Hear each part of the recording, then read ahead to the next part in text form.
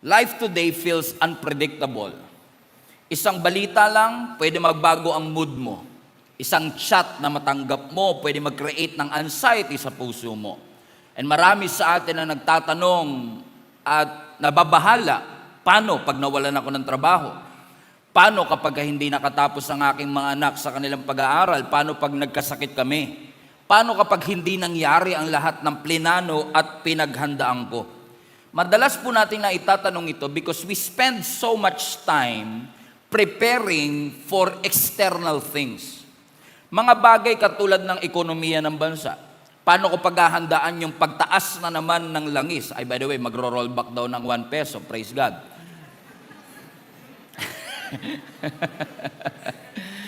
Paano ko paghahandaan ng ekonomiyang bumabagsak? Paano ko paghahandaan ng diesel na pataas ng pataas? Paano ko i-handle at i-manage ang opinion ng ibang tao patungkol sa akin? Paano ko paghahandaan ang kinabukasan? Hindi po masamang paghandaan ang kinabukasan, pero napansin niyo po ba that the more you control about these things, the more anxious you become? Habang kinokontrol po natin ang future na hindi natin alam at hindi natin hawak, nag-create po ito ng pagkabahala sa ating mga puso. That's why we are trying to prepare more. Nag-i-invest tayo, nag-iipon tayo, we calculate more, we anticipate more, but ang reality ng buhay, you can prepare for many things, but you cannot prepare for everything. Maraming bagay mapaghahandaan mo, pero hindi lahat ng bagay ay pwede mong mapaghandaan. Kasi kung lagi lang tayo nakatingin, ano ang susunod na mangyayari? Ano ang susunod na maging problema? Ano ang susunod na higanteng kakaharapin ko? Maganda pong attitude at character na pinaghahandaan po natin ang paparating. Pero tingin ko maganda rin po na kailangan lagi nating tanungin. Hindi lang yung external things na paparating, kundi ako ba ay covered kung sakaling dumating yung worst case scenario. Kasi pwedeng malakas ka pero exposed, pero ikaw din ay mahina pero covered. At alam nyo, kapag ikaw ay malakas pero exposed, mas malaki ang tsansang babagsak compare sa mahina pero covered. For example, yung usa, yung deer, lalo sa Africa, sa wild or sa open field. Ang mga usa po, pag nasa open field, kahit gano'n siya kabilis, kahit gano'n siya kalakas, kapag siya ay nakatayo sa isang exposed, patag na lugar, kahit gano'n siya kabilis, kahit gano'n siya kalakas, nagiging vulnerable siya sa attack ng mga predator. Ang mga predator hindi na mag-aantay na manghina pa yung usa bago niya atakihin. Ang kailangan lang makita niyang isolated siya at exposed siya. Especially po ang generation na ating ginagalawan today. Whether we admit it or not, we are drowning with information. Lunod na lunod po tayo sa information. We have high-tech security system. Halos lahat ng sulok ng Metro Manila may mga CCTV in our generation. And yet, high-tech ang ating mga security system, and yet many people are less covered. Many of us are exposed. Marami sa atin ang parang lantad na habang ang ekonomiya natin ay hindi stable, habang ang gobyerno natin ay hindi stable, ang conflict ay tumataas, ang threat ay parating ng parating, at ang opinyon ng mga tao ay pabago-bago kahit saan ka pumunta. Makikita mo at marirealize mo if you are old enough like me na hindi pala lahat ng bagay kaya kong kontrolin. You are never meant to control what's happening globally. In fact, hindi natin siya kayang i-control, hindi natin dapat siya i-control, pero dapat tayo laging manalangin sa Panginoon na kung hindi ko makokontrol ang kinabukasan, Lord, we need your covering. We need your protection in our lives. Na hindi lang ako obsessed sa aking external uncertainty, na paano pag nawalan ako ng trabaho, paano pag tumaas sa mga bilihin, paano pag nalugi ang aking mga negosyo. Lord, we are all praying, not just na i-resolve mo ang external conflict, gusto po naming magkaroon ng internal stability. Sabihin mo nga sa katabi mo, you need internal stability. Put that in a comment section. Internal stability. That we need better planning, yes. We need to save more, yes. we need more resources, we need stronger strategies, but more than anything else, kailangan po natin ang pag-iingat ng ating Panginoon. Naniniwala po ako na ang pinakaligtas na lugar sa buhay, hindi po makikita dito sa mundo. Ang pinakaligtas na lokasyon sa buhay ay yung kasama natin ng ating Panginoon. Hindi geography, hindi building, hindi hiding spot somewhere on earth. The safest place in life is our relationship with our God. I am talking about a person who lives near the presence of God. A person who is covered by His grace. Yan po ang context ng Psalms chapter 91. Ang Psalms 91 po ay sinulat para po sa mga tao na nangangailangan ng protection. Question, sino po sa inyo naniniwala you need God's protection in your life? Taas nga po ang kamay. Amen. We are praying, protektahan mo ang mga anak namin. Protektahan mo ang mga magulang namin. Protektahan mo ang anak ko nasa abroad, kamag-anak ko, mahal ko sa buhay. We all need God's protection. And Psalms 91 is specifically written sa mga taong nangangailangan ng protection ng ating Panginoon. Isinulat po ito sa context ng kapahamakan. Isinulat po ito sa konteksto ng uncertainty at threat. Pansinin po ninyo, ang Psalms 91 sinulat wala pang modern medicine. Sinulat ang Psalms 91, wala pang security system. Ang atake sa Israelites, tuloy-tuloy. Ang disaster, biglang dumarating. And these chapters covers almost everything that we need if we want God's protection. In fact, kung babasahin niyo po yung buong chapter, I wish we have time, kung titignan niyo ang buong chapter, kino-cover tayo ng Panginoon sa mga bagay na nakikita mo at hindi mo nakikita, at kino-cover ka ng Panginoon sa bagay na control mo at hindi mo control. And the Bible, and the chapter starts with Psalms 91 verse 1, wherein the Bible says, He who dwells in the secret place of the Most High shall abide under the shadow of the Almighty.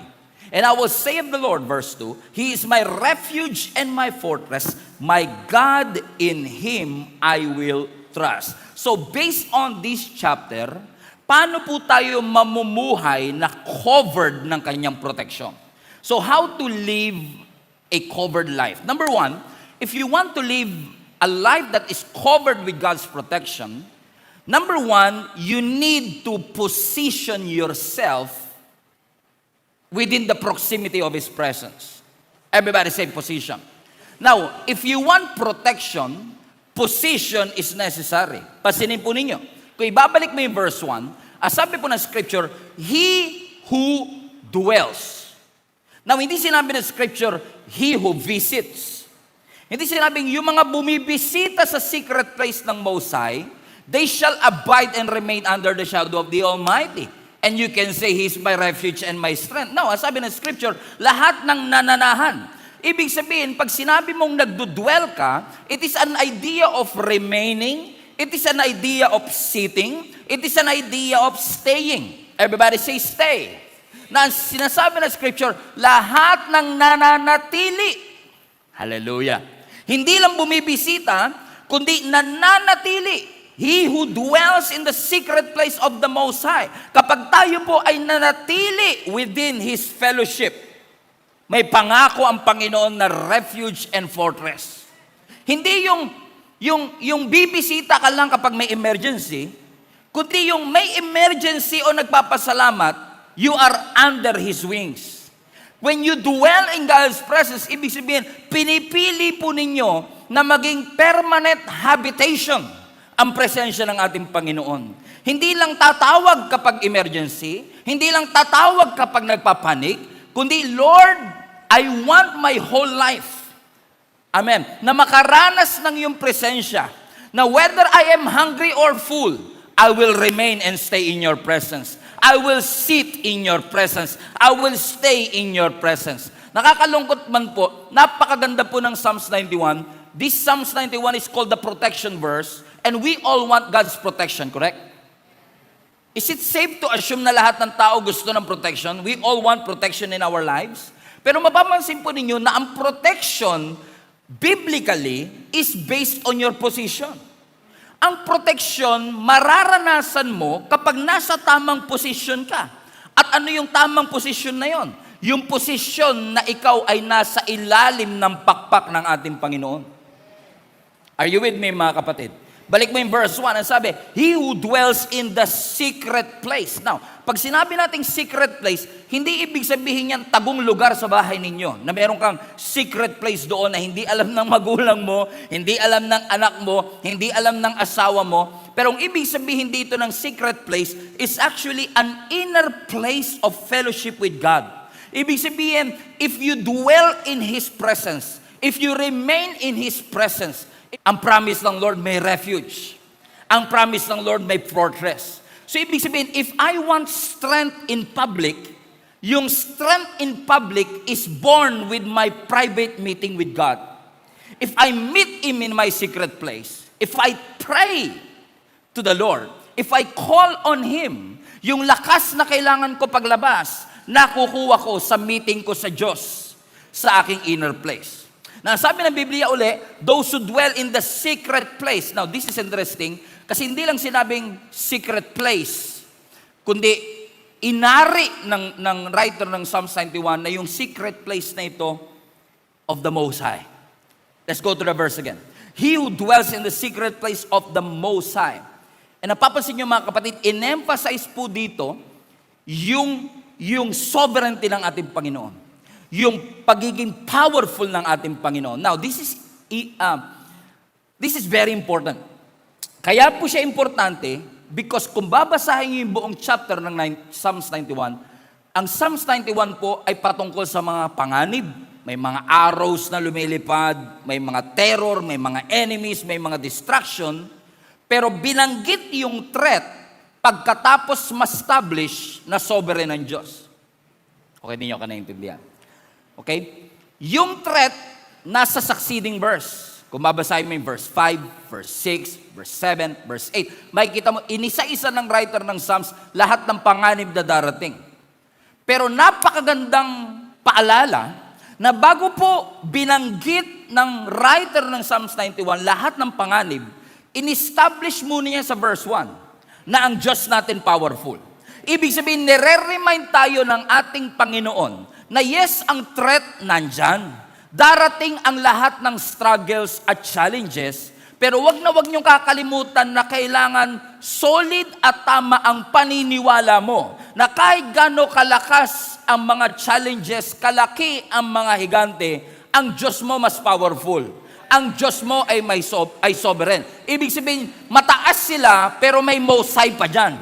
Okay, mataas sila, pero laging higher ang Diyos. Malakas yan, pero stronger lagi ang ating Panginoon. Ibig sabihin, sinasabi ng verse na ito, dapat kang manatili, pero napaganda ng verse. Kasi hindi niya lang sinabing manatili ka kasama ang Diyos, kundi sinasabi ng verse, manatili ka kasama ang Diyos na mas malakas at mas malaki sa anumang threat na meron sa iyong buhay. Amen. Kasi kung tatanggalin mo yung Most High, He who dwells in the secret place of God, marirealize mo, Lord, salamat, I want to be in your presence, and in your presence there is peace. In your presence there is protection. But the writer of Psalms 91 wants to remind each and every one of us, nagtatago ka sa ilalim ng pakpak ng Diyos na may control at mas makapangyarihan sa kahit ano pamang bagay. So, let's go back to verse again. So, those people who dwell in the secret place of the Most High, ano po kasunod? Shall remain, shall abide. Saan daw po? Under the shadow of the Almighty. Everybody say shadow. Now, very interesting yung part na ito ng scripture na binanggit na shadow, kasi sa pagkakaalam ko, if we are talking about protection and covering, mapapailalim ka lang sa shadow pag malapit sa iyo. May shadow ako ngayon pero hindi umaabot sa likod. Pero kung nandito ka sa tabi ko, pwede ka mapailalim sa shadow ko. So ibig sabihin, kung ang protection ng Lord ay nasa ilalim ng kanyang pakpak, you have to stay in proximity with Him. Kailangan mo maging malapit sa Kanya to benefit with that protection. Okay. Ang ulan hindi mo mapipigilan. Pag bumabagyo, hindi mo siya mapipigilan. Pero kung meron kang payong, lahat ng nandun sa ilalim ng payong ay hindi mababasa. Okay. Pero kahit na maganda ang intensyon ng payong, kung hindi ka sisilong sa payong, come on, hindi mo matitake advantage yung benefit na ikaw ay nasa ilalim ng payong. Ganon din ang protection ng Lord. God wants to protect each and every one of us. Ayaw ng Diyos na mapahamak ang kanyang mga anak. But if you want to benefit from that protection of the Lord, you must stay under the shadow of His wings. Kailangan nasa ilalim ka ng pakpak ng ating Panginoon. Kasi hindi mo ma-experience ang shadow kapag malayo ka. Pag lumalayo ka, hindi ka susundan ng anino. So hindi ka susundan ng anino, iniiwan mo yung covering, ibig sabihin, ang pagiging safe pala, everybody say safe, ang safety pala hindi automatic. Ang safety positional. Depende kung saan ako nakapwesto. Ibig sabihin, pag lumayo ka sa presensya ng Diyos, masyadong magastos. In fact, literal ngayon yan, pag lumayo ka, magastos talaga ngayon eh. Tama? Pag lumayo ka, magastos. Alam mo, pag lumalayo tayo sa presensya ng Diyos, magastos.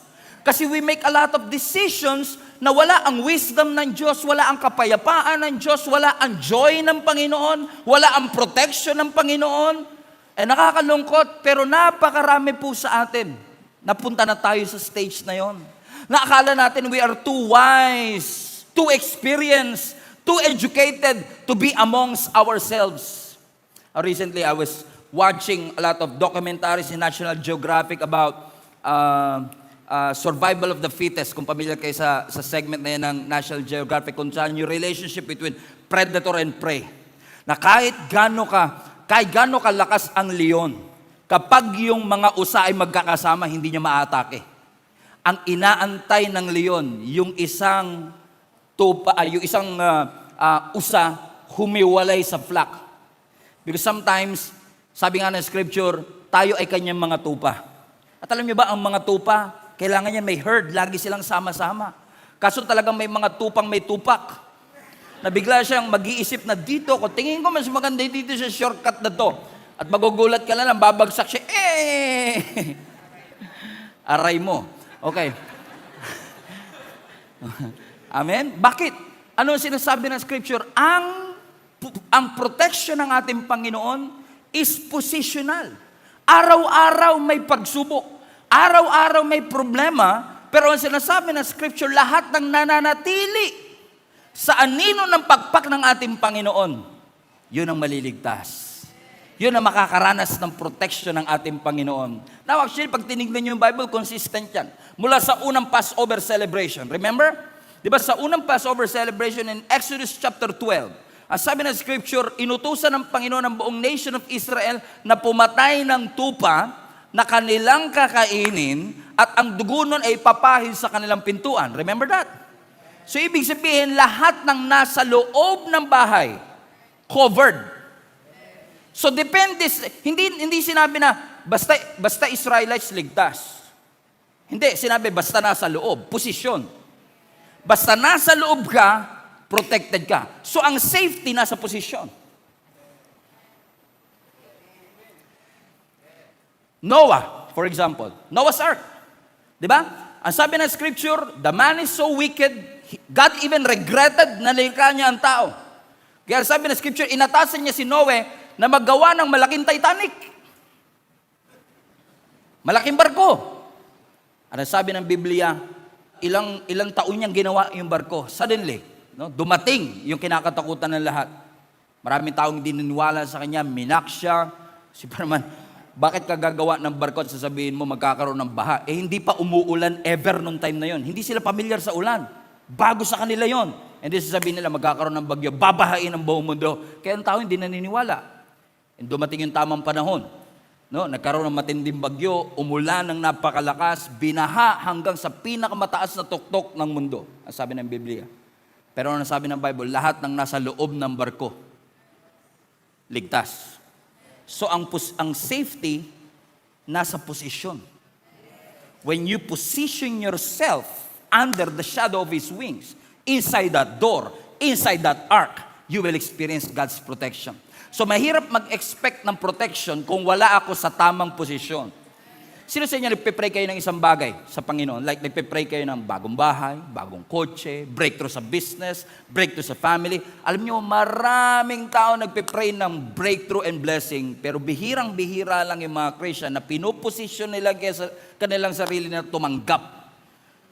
Alam niyo, minsan may wisdom din sa mga nanay natin noon. Pagtanghali tayo nagigising, naalala niyo po ba yun? Pagtanghali tayo nagigising, sasabihin, nako, nagpaulan ang Diyos ng grasya. Hindi ka nakasalo kasi tulog ka. Ibig sabihin, yung grasya tumulo na pala, pero dahil wala ka sa posisyon, come on, hindi mo natanggap. Kahit na pray tayo ng pray sa miracle, pray tayo ng pray sa breakthrough, kung wala tayo sa position to receive it, we don't have the wisdom, amen, to handle the blessing that God will entrust us, sayang lahat. So ibig sabihin, you have to position yourself.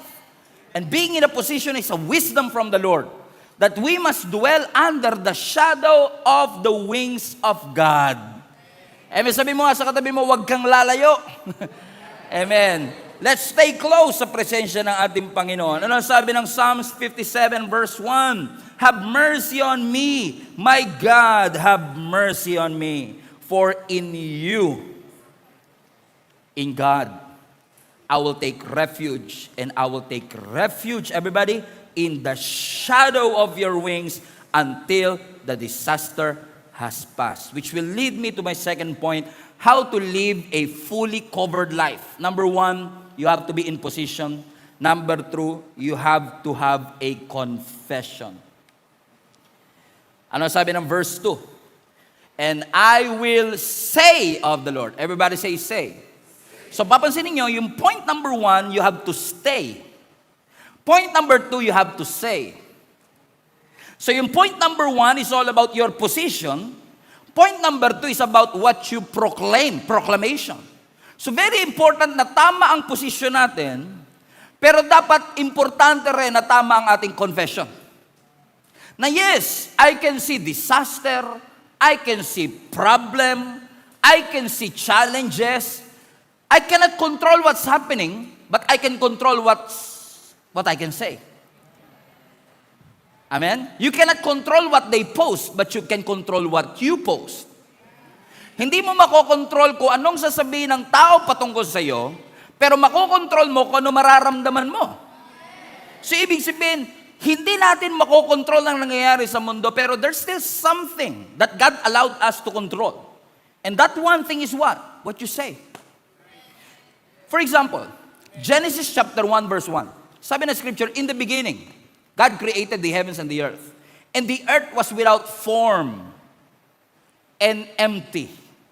And darkness filled the earth. Imagine niyo ang mundo daw, walang form, empty, and darkness. Without form, empty, darkness. Without form, empty. Parang wallet mo, no? Without form, empty, darkness. Sabi ng Biblia, and the earth was without form, empty. Parang wallet mo, without form, empty. And then, God said, let there be light. Wait a second, wala pang light noon. Puro darkness nga eh. But God apparently did not say what He sees. Ang sinabi niya, anong gusto niyang makita. So nakita ko dilim, pero dahil gusto ko makakita ng liwanag, let there be light. Because confession is very important. Amen. Ang sabi ng scripture, he who dwells in the secret place of the Almighty God shall abide under the shadow of His wings. And I will say of the Lord, Lord, ang daming pagsubok. Lord, ang hirap ng buhay. Hindi, ang sabi niya, I will say, He is my refuge. He is my strength. Ibig sabihin, hindi niya dinideny ang sitwasyon, pero ina-acknowledge niya na mahirap ang sitwasyon, pero covered ako. Meron akong Diyos na refuge ko. Meron akong Diyos na strength ko. So, ibig sabihin, hindi yung bibig mo nagkikreate ng proteksyon. Hindi yung sinasabi mo ang naglalagay ng proteksyon, pero inaangkla mo yung puso mo sa katotohanan na hindi ko makokontrol ang nangyayari sa buhay, pero may Diyos na nangako sa akin that He is my refuge and He is my strength. Ibig sabihin, I have to have my faith in the Lord. Nananampalataya ako. Sino sa inyo nananampalataya magkakaroon ng breakthrough ang inyong buhay? Pero alam niyo po ba na ang faith verbal muna bago maging visible? Hindi siya magiging visible hanggat hindi kino-confess ng bibig mo. You have to confess it. It's not manifesting, by the way. Ibang manifesting sa faith. Amen? Kasi ang manifesting, walang pinangahawakang pangako at authority mula sa Diyos. Pero ang faith, hindi mo lang sinasabing, yayaman ako. Yayaman ako. Yayaman ako. Hindi. Saan ang basis? And we call that manifesting. Pero alam niyo, ang faith may anchor siya. Na pinangahawakan mo at ini-enforce mo ang kalooban ng Diyos. For example, may sakit ka. Sabi ng doktor sa'yo, stage 3 cancer. Hindi mo naman pwede sabihin, wala akong sakit, wala akong sakit, wala akong sakit. And we call that faith. That's not faith. That's lying. Nagsisinungaling ka kasi may sakit ka eh. Hindi faith yun. Ang faith, hindi ka nagsisinungaling sa tunay mong sitwasyon. Ang faith, kino-confess mo yung anong gusto mo makita. Amen? So hindi ko sinasabing wala akong sakit, pero sinasabi ko, I am healed in Jesus' name. Hindi ka naman magaling Lying din yun Hindi, that's faith. Why? Because you are enforcing the will of God now. Ano ibig sabihin ng enforce? Pinapatupad mo yung kalooban ng Diyos sa iyong katawan. Kaya nga di ba yung mga sa kalsada may tinatawag na traffic enforcer. Enforce sila, nag-i-enforce, enforcer. Ano ibig sabihin? May batas ang Pilipinas, sila nag-i-enforce, sila nagpapatupad. Kasi pag walang traffic enforcer, kung ano ginagawa natin, hindi tayo nag-helmet, sabihin natin, dyan lang ako.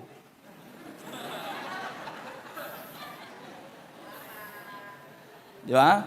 Hindi naman ako, dyan lang naman ako sa kanto, hindi na ako mag-helmet. So, ang batas ng Pilipinas, kailangan mo mag-helmet, kailangan mo mag-seatbelt.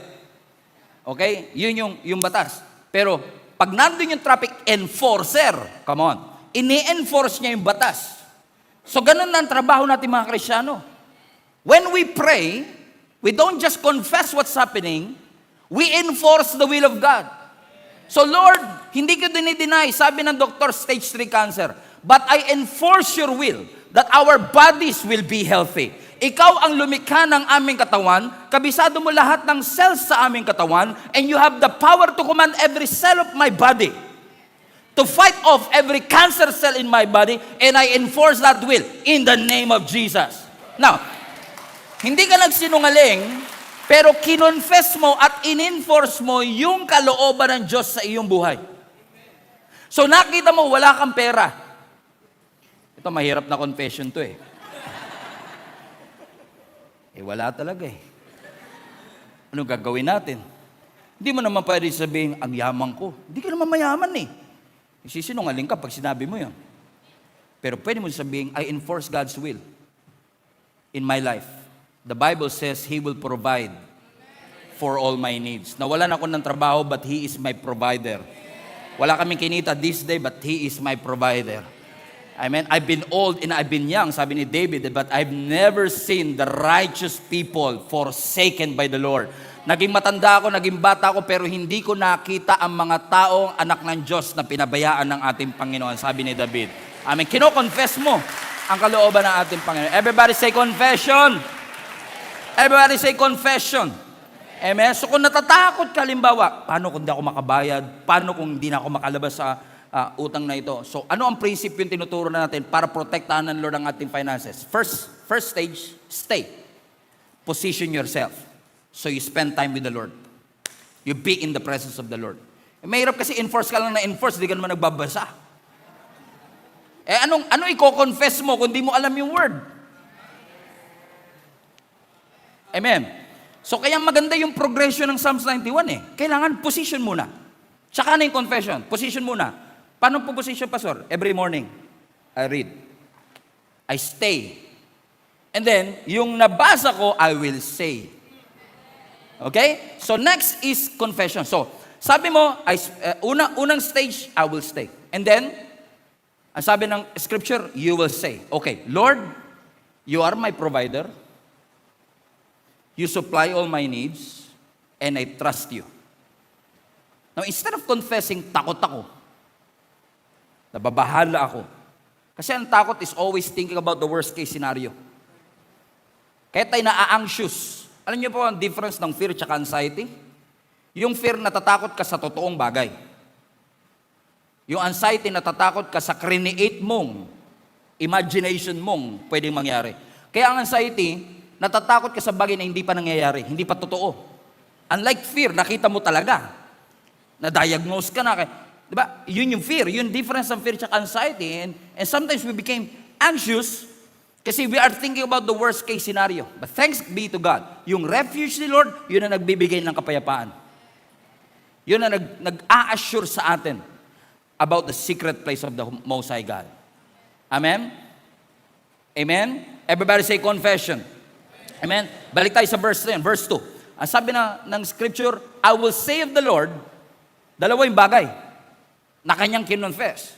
Number 1, He is my, He is my class, He is my refuge, and number 2, He is my fortress. Now the question is this, what's the difference between God being your refuge and God being your strength? Refuge muna tayo. Pag sinabi mong God is your refuge, para siyang bubong. Pag umuulan, hahanap ka ng masisilungan. So usually, when you say, God is my refuge, siya yung takbuhan ko sa mga krisis sa buhay ko. May mga bagay bang dumarating sa buhay niyo na bigla na lang dumarating? Wala kang payong, biglang umulan. Naghahanap ka ngayon ng refuge. Ang ganda ng plano mo, sabi mo, nung 2020 is a year of vision. Parang vision ko, 2020, klarong-klaro. Pero, klaro ang vision, pero walang naka-anticipate sa ating may darating na pandemic. Correct? Ano ibig sabihin nun? Yun yung mga bagay na darating sa buhay mo na hindi mo inaasahan.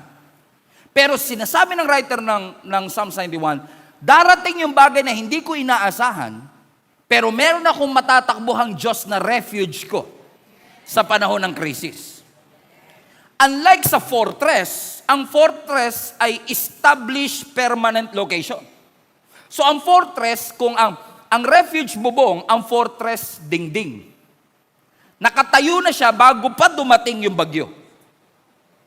Amen? So kung ang refuge, emergency situation, ang fortress, sustainable na sitwasyon. Kung sa refuge, tinatakbuhan mo siya pag nag-collapse ka, ang fortress, tinatakbuhan mo siya para hindi ka mag-collapse. Maliwanag ba? Okay. May picture ako dito. I don't think on nahabol. Okay. We have a picture. This is the difference between refuge, fortress. Okay? Yung refuge, pag umuulan, doon ka tatakbo. Papatilahin mo lang yung ulan, okay na. May mga ganyan ba kayo moments sa buhay ninyo? Nawalan ka ng trabaho, napansin mo, negosyo, nalulugi.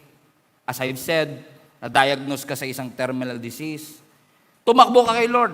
Nag-pray ka, nakaranas ka ng kapayapaan. Tumakbo ka sa Kanya, kinover ka niya, refuge. Pero pag sinabi ng Lord, He is your fortress, iba to. Ano yung mga He is your fortress? Kasi, hindi lang natin kailangan ng Diyos pag may emergency. Kailangan din natin ng Diyos na mag-i-establish na magandang principle to protect us from harm. Kailangan mo ng tatakbuhan sa krisis, pero kailangan mo rin ng wisdom para hindi na maulit. So you come to the Lord for wisdom. That's fortress. You come to the Lord for fortress, yung principles of the Word of God. So when you read the Scripture, when you read the Word of God, natututo ka sa prinsipyo ng Word of God, nakakapag-establish ka ng fortress. Pero minsan may mga darating sa buhay mo na hindi mo inaasahan mga pagsubok, na kailangan mong tumakbo sa Panginoon because you want Him to take refuge of you. Na kailangan mo ng masisilungan. And yet, ang ganda ng Bible. Ang sabi ng Scripture, ang sabi ng Biblia, ang Diyos natin hindi lang refuge pag may emergency. Siya rin yung parehong Diyos na nagbibigay sa atin ng prinsipyo how to live this life. How to navigate this difficult and challenging life. Why? Ang sabi ng writer ng Psalm 91, I will say of the Lord, Lord, Ikaw ang aking refuge, but at the same time, you are my fortress. So ang refuge, diyan ka tumatakbo kapag may crisis, pero ang fortress, yan yung lifestyle na binibuild mo to prevent you from collapsing. And we need both. We need both. By the way, hindi sinabi ng Scripture, He is my refuge and then my fortress. Hindi siya yung parang refuge ko siya ngayon, first stage, and then siya ngayon ang magiging fortress ko. I mean, nagkamali ako, na-heartbroken ako, sisilong ako kay Lord, tapos bibigyan niya na ako ng wisdom para hindi na maulit. Tama rin yun. Pero what if God is your refuge and fortress na hindi mo na kailangang dumaan sa krisis kasi nakapag-establish na ang Panginoon sa atin, na ang Diyos, hindi ka lang niya nire-rescue and then magbibuild siya ng security system later. Now, what if ang Diyos natin nire-rescue ka niya sa paglalagay niya sa iyo sa tamang fortress? Na hindi na kailangang mangyari yung refuge dahil ang Diyos na ang iyong fortress. Na ang Diyos hindi lang natin tinatakbuhan bilang temporary shelter natin. Na ang Diyos takbuhan natin bilang ating permanent protection, permanent security. Because in God's presence, kapag ikaw ay nasa loob ng presensya ng Panginoon at ikaw ay nasa ilalim ng pakpak ng ating Panginoon, let me tell you this, walang authority ang bagyo sa ilalim ng pakpak ng ating Panginoon. Walang kapangyarihan ng bagyo sa ilalim ng pakpak ng ating Panginoon. Why? You are fully covered by His presence. Hindi half covered, fully covered by His presence. At katulad ng signal, the more closer you are to the satellite, mas malakas ang signal, mas fully covered. Come on now. Grabe, ganito lang talaga ako. Corny lang talaga. Amen. Everybody say covered. Amen. So ano ang secret to live a fully covered life? Number 1, you have to be in position. Number 2, you have to have the confession. And then number 3 will come. You will experience, number 3, God's protection. Amen. Now you will experience God's protection. Now the question is this, protection from what? And this is interesting. Comprehensive, Psalms 91, verse 3. Okay, let's go to verse 2 para may context tayo. And I will say of the Lord, He is my refuge, He is my fortress, my God, in Him I will trust. Verse 3, everybody read. I-confess ninyo, for He will rescue you from every trap and protect you from deadly disease. He will cover you, verse 4, with His feathers. He will shelter you with His wings. His faithful promise are your armor and your protection. Balik mo yung verse 3. I love that part. Ang sabi ng Scripture, God will protect us from deadly diseases. Meaning, pinoprotektahan tayo ng Diyos sa mga bagay na hindi na natin kaya i-control. At yung bagay na hindi mo kaya i-control are things that is beyond planning. The things that are beyond prediction. Hindi mo na predict, hindi mo na plano. And as sabi ng Scripture, when you are under His wings, you are protected, fully covered. Even sa mga bagay na hindi mo pinipredict na mangyayari. Amen? Kung insurance agent kayo, you will love this message, right? Amen? Because we are covered by His presence. Ano pa? Ang sabi ng verse 3, for He will rescue you. Where? Class? From every trap. So, God is protecting us sa bagay na hindi mo kayang kontrolin at pinoprotektahan ka ng Panginoon sa bagay na hindi mo nakikita. Kasi ang trap, walang patibong na obvious. I mean, lahat ng patibong hindi mo kita. At sabi ng Scripture, He will rescue you from every trap. How many of you are grateful na hindi ka lang pinoprotektahan ng Lord sa mga bagay na hindi mo kayang kontrolin, kundi pinoprotektahan ka ng Panginoon sa mga bagay na hindi mo na nakita. Sino sa inyo grateful ang Diyos pinoprotektahan ka sa bagyo? Eh ang bagyo maingay, pero ang patibong tahimik. At salamat sa Panginoon, ang Diyos ko, hindi lang ako iniingatan kapag may bagyo. Iniingatan din ako ng Panginoon sa mga bagay na hindi ko nakikita. Sa posibleng maling desisyon na gagawin ko, maling business partner, maling kontrata, may hidden agenda, mga temptation na sabi nila, wala naman kaming gagawing masama. Pero tukso pala, subtle temptation, protection from what is attacking you, and protection from what is attracting you.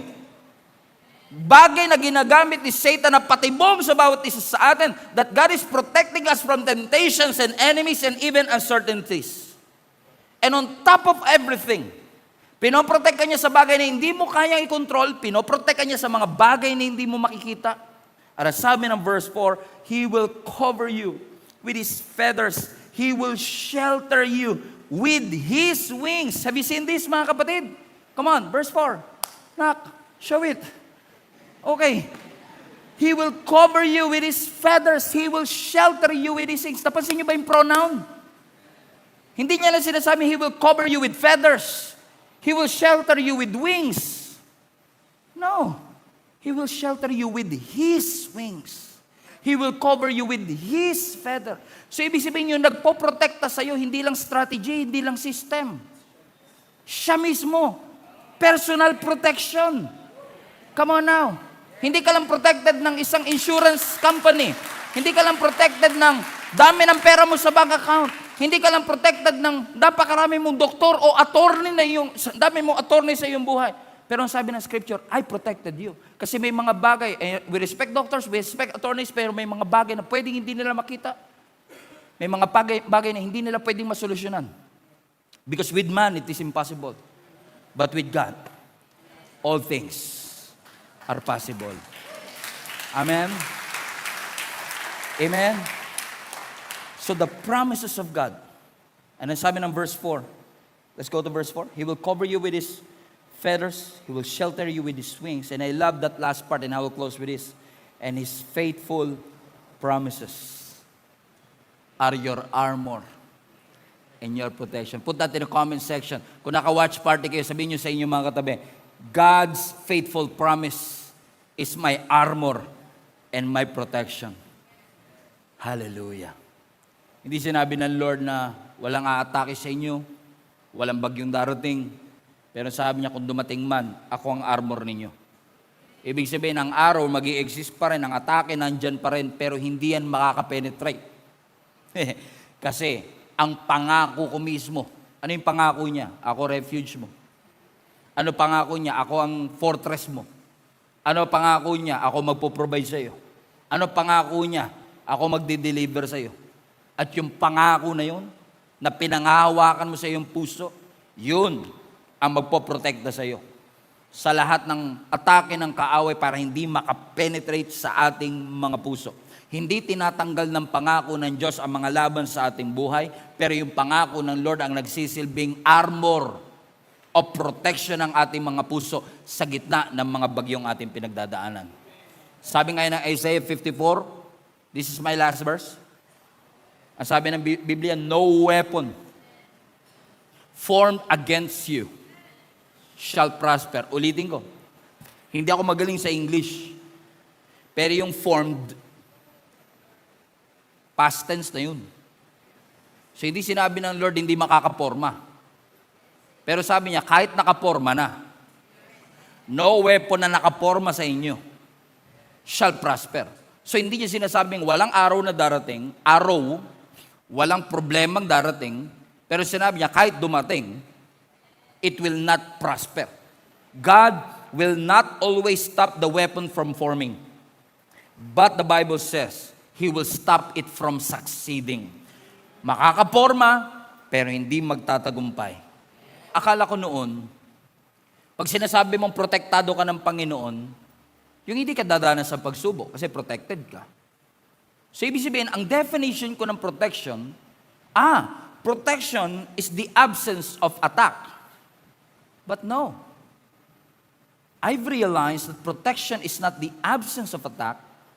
Protection is the failure of attack.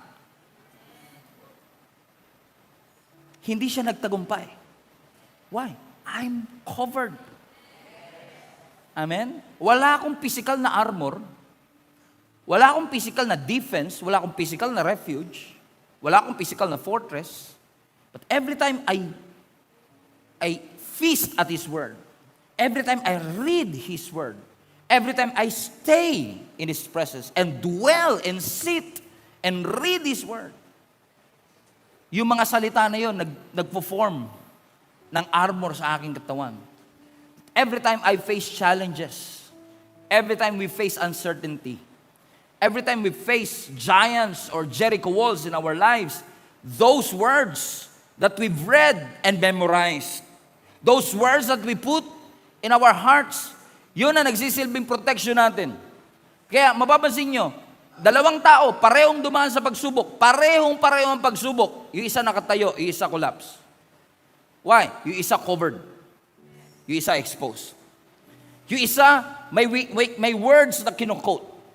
Yung isa, sa panahon ng emergency, walang matakbuhan. But when you stay in God's presence, hindi mo malalaman kung anong darating bukas. Sabi nila, tapos na raw ang gera. Sabi nila, bababa na raw ang gasolina. Sabi rin nila yun last time eh. Pero nagkamali sila. Sabi nila, 2 weeks lang. Buwan na ngayon eh. Last week na, nagpagas ako, ganito lang. Ngayon, grabe. Triple. So, even our government, hindi na ma-predict ang future. They can only speculate. Hindi mo sila masisisi. Kasi lagi na sila nakabase sa nakikita nila, naririnig nila, natatanggap nila. Pero tayo, bilang mga anak ng Diyos, pwede nating ilagak ang ating pananampalataya sa Diyos. At sabihin nating, Lord, ako mismo, hindi ko alam kung ano mangyayari, hindi ko control ang pangyayari, pero kilala kita. You are outside time and space. Nakalabas ka sa time namin. At dahil nakalabas ka sa time namin, hindi lang present nakikita mo. Kita mo na mangyayari bukas. Alam mo ang aking kataraan. Sa perspective ng Diyos, kita niya ang past, present, and future. At minsan, nagtatampo tayo sa Lord, na frustrate tayo sa Panginoon kasi ang hirap-hirap ng chapter 3. Pero sa perspective ng Panginoon, kita niya na yung chapter 10. As sa chapter 10, bumangon ka. Pero pag nasa chapter 3 ka, parang ang hirap-hirap bumangon. Parang pakiramdam mo, pinabayaan ka ng Diyos. Pakiramdam mo, walang protection at pag-iingat ang Panginoon. Pero since God is outside time and space, what you're seeing right now is so difficult. But whatever it is that you are struggling right now is nothing compared to the glory that awaits you. Amen. In the future. Because He has a plan for your life and He sees the future of your life. Ano sinasabi ng Panginoon? Anak, if you stay under the shadow of my wings, you are fully covered. Hindi mo man alam, hindi mo man nakikita, hindi mo man control, hindi mo man mapipredict. But since you are serving a God who is more than enough, and He is sovereign, and He is in control, you can always say, God is my refuge. God is my strength. He's the very present help in times of my trouble. So the greatest safety in life cannot be found in money, education, or control. The greatest safety in life is found under the shadow of the Almighty God. Be in God's presence. Cling to Him. Kumapit ka sa Diyos. Tumakbo ka sa Panginoon. And I will tell you, magkakaroon ka ng kapayapaan na never mo in-expect na magkakaroon ka sa iyong puso. I know how it feels. Kung kayo po ay siguro nanay o tatay, nag-aalala kayo para sa inyong mga anak. Kung kayo po ay breadwinner ng pamilya, nag-aalala kayo sa inyong mga pamilya at inyong mga anak. Pero kahit anong mukbok naman natin, wala tayong magagawa. Pero pwede natin magawa. Lumapit tayo sa Panginoon. Sabihin natin, Lord, Ikaw ang aming tagapagligtas.